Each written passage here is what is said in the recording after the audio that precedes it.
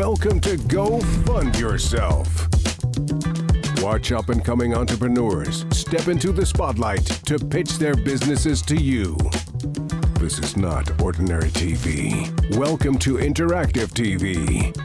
Like what you see? Scan the on-screen code with your mobile device to invest in any of these businesses right now, in real time.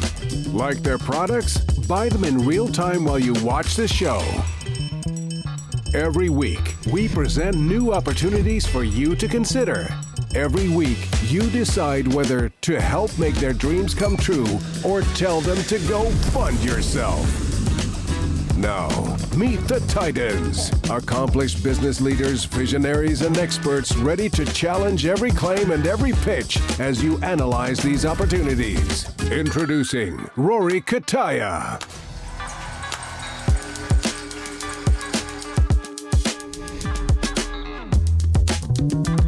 Jason Waller.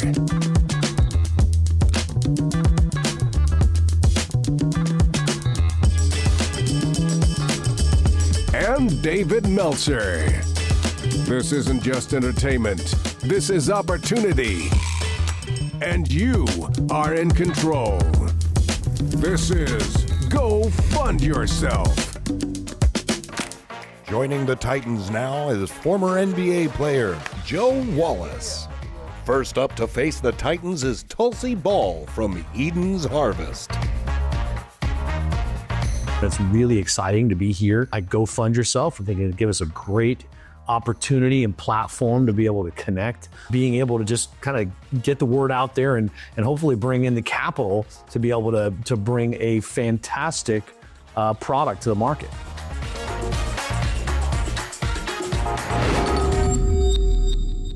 Titans, thank you very much for having me today. Hope y'all are doing fantastic. I want to introduce you to a friend of mine. What do you guys think this is? Kryptonite.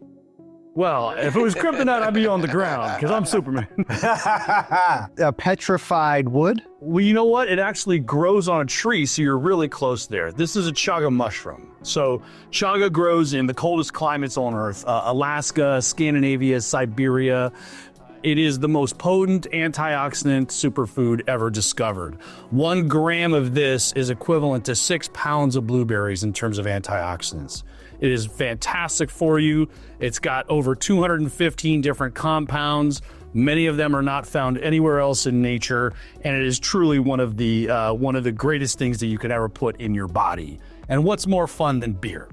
So we made mushroom beer. Okay. Right? Nice. The first ever that somebody has been able to figure out how to take this mushroom, other functional mushrooms, and not only include them in the brewing process when the beer is initially made, but also infuse them as a liquid extraction during the secondary fermentation. There's 2,500 milligrams of functional mushrooms in each one of these beers, which means that you're getting the equivalent antioxidant benefit of 15 pounds of blueberries per beer. Okay, hang on just 1 second, because, you know, in complete transparency, I want to introduce my friend, our fellow Titan today, Joe Wallace, who actually has already invested in this. He was apparently pretty interested in it. Sounds amazing to me. Joe, what was it that really attracted you to this and made you want to write a check? Once I went and sat and talked to them and realized their extraction technique was proprietary, holds all the nutrients from the chaga. As you can see, it took them a 5-year process and they could extract it and hold the nutrients. I asked them, what could be done with it, and they said they had a formulation for beer that was proprietary that no one else had. Yeah, I mean, I hope we're going to taste some of this stuff today, right? You're gonna taste it right now. Okay. You may not know this, Joe, but women buy more beer than men, but they don't drink more beer than men. Let's go. And it's because the wives go to the grocery store and buy the beer. Right. And so one of the things I like about the deal is that besides the adaptogen, which is attractive also to females, right, it also is healthy. It helps actually get rid of belly fat. So in terms Seriously? of, seriously. It doesn't prevent it, it gets rid of it? It helps get rid of it, yeah. How many did you bring? Because Dave could use a ton. I could use almost as much as Dave, but Dave needs a lot of it. And then I'm second. Jason I has got not a learned. six-pack, but I got a fridge full of it at the office. So I'll bring you more. First of all, round is a shape. Yes, So, it is. so I'm in shape. So if I drink this, I'm gonna have some belly fat disappear. You're gonna see it's Right gonna. before I'm our telling eyes. you, I'm all in. You're gonna absolutely This love is it. the marketing capabilities of this. Joe, you obviously are onto something. Is wild. Like a beer that can actually burn belly fat, make you smarter, and it's healthy for you. I mean, that's all it's. Making you smarter is different than maybe for other people, bro. He's talking about Detroit again. That's the problem. But we also include other mushrooms in there like lion's mane. And everyone knows lion's mane is fantastic for focus and cognition. It helps your brain work better and it helps improve the growth of your nerves. I think the great thing about this is that it allows us to go after the new beer drinkers. Especially the millennial and Gen Z who are just starting to establish their habits, and we're able to present them with a beer that really tags directly onto what they're all talking about. And it's actually a better for you beer. We're creating it's a new category. And how does the alcohol content in this compare to like a Budweiser as an So example? that one right there is 8.9%. It's about 2.5 times as strong as a Budweiser. You get messed up. You get messed up and lose weight. But you're smarter for it. And you're smarter for it. Thanks, appreciate that. Honestly, I'm really surprised at how really good it tastes really like good. an IPA. It's really good. It is. Thank Good you. find. Very good. Really, Thank you. really good stuff. It's not watered down or anything. No, it's really good. Congratulations. So Thank you very much. Now let's get into the underlying business. Like, what's your business strategy? Do you have distribution? Are you generating revenue? Like, where are you in the life cycle of this thing? So in the life cycle of it, we've developed several different recipes of the beer. We have initial partnerships that we've already set up for the distribution of it. It does us no good to make tiny, small batch and then blow up on social media when no one can actually buy the beer. Are you going to try to go into like stores as well, like That'll probably be second. Right now, what we're doing is we're really looking toward generating the name and the brand as well as an exclusivity so that people know these are the places to go where we can get it. What we don't want to do is leave a public out there hanging. So we want to build it strategically so that we're able to also satisfy consumer demand. That's a rarer mushroom, harder to find. Is there going to be a supply chain issue of getting the chaga? There's 16 million acres of birch forest in Alaska, which is one of the largest stretches of birch forest on the planet, and it grows throughout that forest. So there's a lot of it there. It's not that easy to get to, but our harvesters can get to it, and there's more than enough to see this company through to be able to do billions of dollars in sales. So who on your team has the experience in managing supply chain? So our CEO is Jeff Tito, and Jeff Tito has an incredible experience in doing this. He ran Heineken for Europe and for Africa. His family ran the brewery in Latrobe, Pennsylvania, where they make Rolling Rock and Sam Adams. Okay, so that's the kind of stuff that investors watching this, that's what they're going to want to know. Yeah. That stuff's got to be right up front. Yeah, you got a guy who really knows how to do this, managing the ship here. That's hot. That's great. Our brewmaster, fantastic. Chris, he won the gold medal at the Alaska Brewing Company for best beer at the age of 21 with one of the first beers he's ever done. So we have an amazing team that's ready to go on this, and we're just putting the fuel behind it. We built a great car. At this point, we got a Ferrari and it needs gas, right. And that's what we're doing. But a Ferrari has a cool name too, Ferrari, right? I'm not so sure about Eden's Harvest. Where did that come from?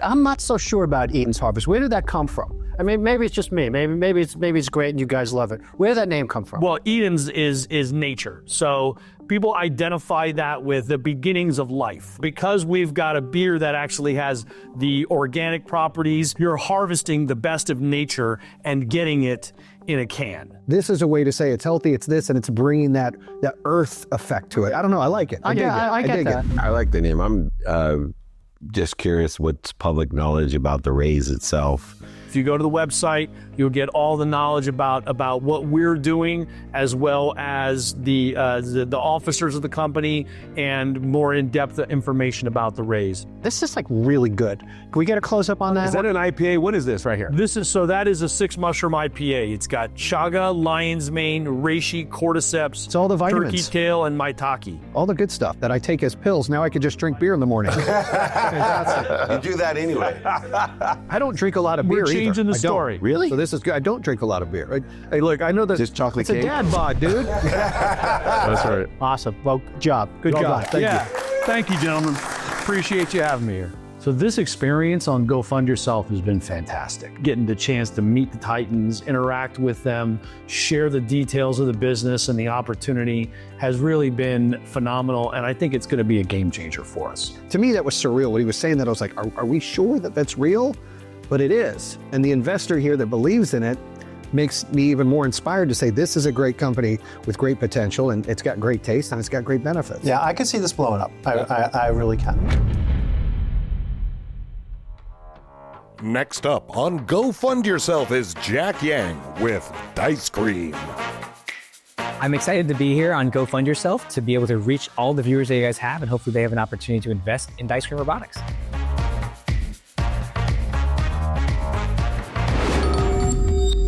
So my name is Jack Yang. I'm the CEO of Dice Cream, which is a fully autonomous ice cream parlor, which I want to tell you a little bit about our product. So imagine like when you go to your favorite ice cream shop, there's a long line. Sometimes you don't want to wait for that line, right?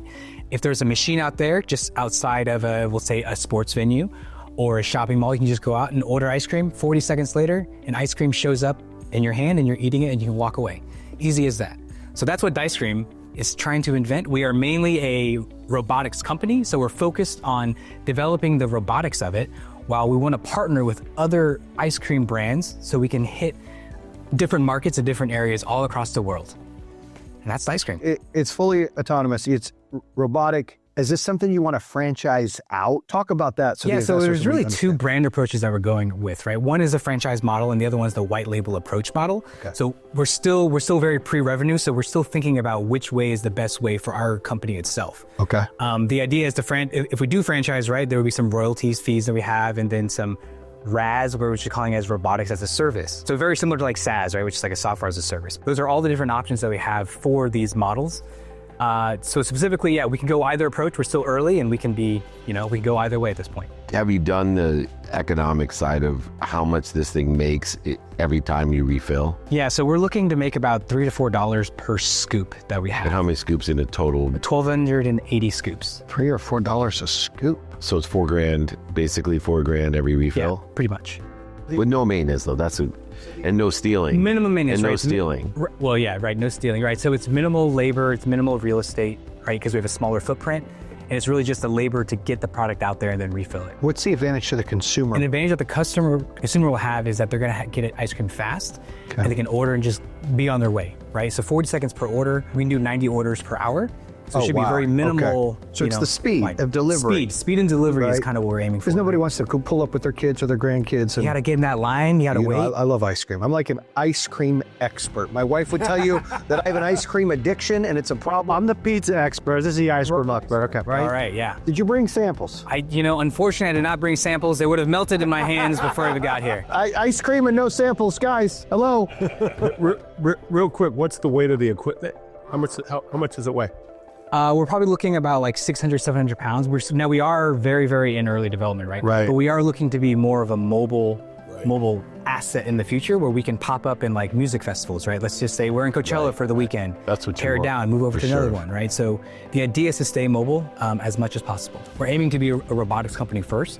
So the reason we chose ice cream is because it's a stable product. And we know ice cream has that long shelf life. It's like, hey, it's gonna be there for 1 to 2 months. We don't need to replace it every day because the ice cream's gonna go bad or go rotting. So the idea is If we're able to get the ice cream part down, then maybe we keep the other parts modular, maybe we start branching into other areas. But we think this is actually a very, very smart product to invest in when we first start off. What is the cost of one unit? We're looking at about $90,000 right now. I assume that there'll be a lease then. Purchase or lease? Is it a purchase or as lease? well? Yeah, so that's the part of the business model that we're still trying to figure out. But yeah, so you can purchase one for $90,000 or you can lease one maybe for a price we haven't decided yet. You have the technology patent? There's a provisional patent right now for both the system itself and also the mechanism for the scooping. So the one thing I guess I do want to say is there are a lot of, we'll say there are robotics companies out there that are doing food automation. A lot of them are doing, soft serve or like froyo, right? Which is a simple, something that just pulls down. What we're trying to solve is actually the scooping of the ice cream. So imagine like going to your favorite ice cream shop, getting that scoop, right? That scoop is actually pretty difficult to get, as opposed to just being in a soft serve. So that's kind of what we have the provisional patent on. Is right it now. cones and cup or just? Yeah, so right now we are aiming for so our name's Dice Cream, so obviously we want to be everything kind of a dice shape. So it'll be kind of a square, cubic waffle cone that we're aiming to get. That's so cool. But not a cup, like a... So I think the first iterations will have just plastic cups, right? Okay. So the option of both waffle cone or a cup, depending on what you're looking for. That's cool.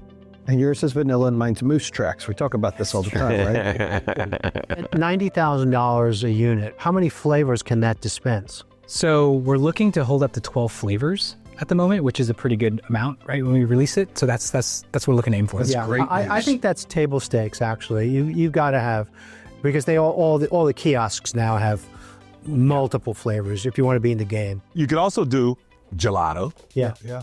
Right? Doesn't necessarily all have to be ice cream. Sorbet, Yeah. right? Yep. But when you have that many SKUs. Right. So I think one of the things that you said in the beginning that resonates with me is robotics as a service. Robotic as a service. So RAS. RAD. Yes.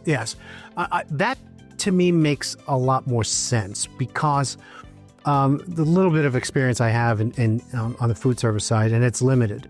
That's a tough business. There's always something, with respect to the food. You have to be so careful. The cleanliness, and there's so much breakage associated with that.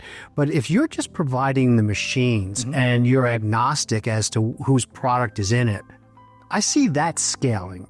But if you've got to, build into your cost structure all the costs associated with actual food service, and I'm not so sure that is the path to go.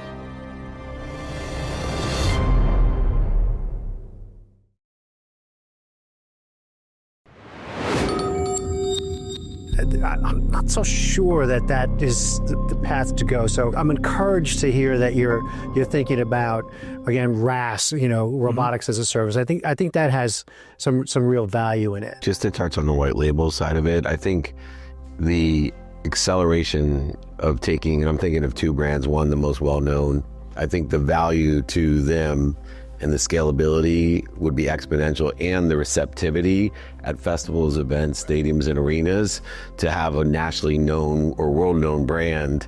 And now it's a much less expensive and more profitable way of delivery and distribution.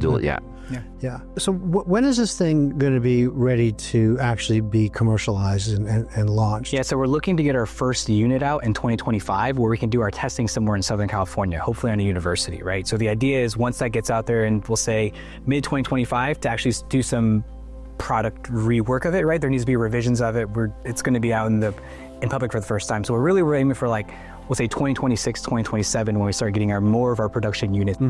Well, if you're looking for a location in Boca Raton, Jason will be happy to provide one to get in his driveway. You have to refill it every day. Okay, refill it every All day? day, every day. That's a good problem to have. We're Just looking put to be in loose that tracks problem. in there, you'll be fine. I realize that you've been brought in to be the CEO of this thing and get it off the ground and launched. What's your background? So my background is academically, and I guess previously was I am an aerospace and aeronautical engineer. So I've done a lot of that. I went to Purdue University, have a lot of experience with complex, we'll say, defense type of items. I can't really talk about here, but yeah, so that's kind of where my background is. You have to kill you. Got it. And so why does that make you uniquely suited to lead this organization? Yeah, I think, so one is I have an engineering background, right? That's kind of like my foundation of I know how everything works together. One of the reasons why I wanted to do a commercial product like this was because in my industry before, it was very, once you finish a product, you don't really get to see it, right? It's out there. Or brag about it. I can't even brag about it, right? So it's like, it's one of those things where now, like if I'm walking down the street and I see something that I built and worked on there, that's going to make me so happy, right? So that's why I really wanted to pivot to something more commercial. Do you have the people on the team that can go in either direction? We do have a team. They are all coming from backgrounds that have experience with food automation. They've worked on a boba robotics and also a pizza robotics company as previously. So they've actually had that experience. They know, they're the ones kind of like supporting me and lifting me up as I go through this process. Okay, man. Good. All right. Congratulations. Appreciate you guys. Thanks, guys. I think this is a good opportunity for anyone that wants to try to get their company out there. It's one, it kind of gives you a different perspective and a way to look at your company that maybe you haven't looked at it before. So I'm really grateful for this opportunity and appreciate everything that Go Fund Yourself allowed me to do. So thank you. I think the one component that we didn't discuss that always is favorable in the marketplace is the novelty component. So at the festivals, events, arenas, there is a component that allows you to brand it your own when it's a novelty. But again, I just got to keep it real. It's I think they're onto something, and which direction they choose is going to determine, how big this can be. I think they could choose all the directions, though. You could, yes. That's what we're here to do, right? We have to keep it real.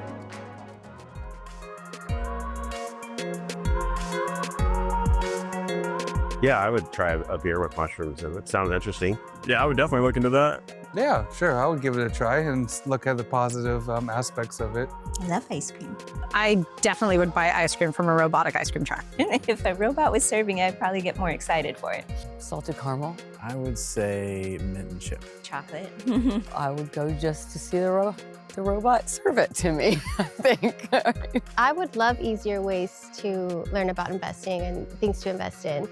I like to invest in things that have obviously potential for growth and potential for things that add value to society. If I saw something I was really interested in, I would definitely want to invest in it or be involved in it. You're getting in at the ground level, and that's what we want, right? We want to buy low, so I think that's absolutely a great idea. Yeah, I think I'd definitely click on a QR code to find more. Especially if I saw something compelling in what I was being presented to. Yes, I'd scan a QR code. Yeah, definitely. If there was a QR code, I'd scan it. Yeah, go ahead and scan that QR code. If you're as excited as I am, and you want more information or you want to look to invest in this company, tap on the screen.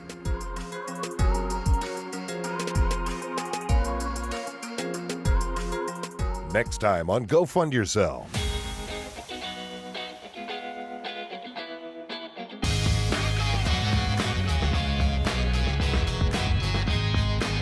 Hi Titans, let's go over the facts. Data breaches are more common than ever. For that feature alone, I wouldn't want the product. But go ahead, I'm sorry. There's a lot of people that are nervous when it comes to sexual intercourse.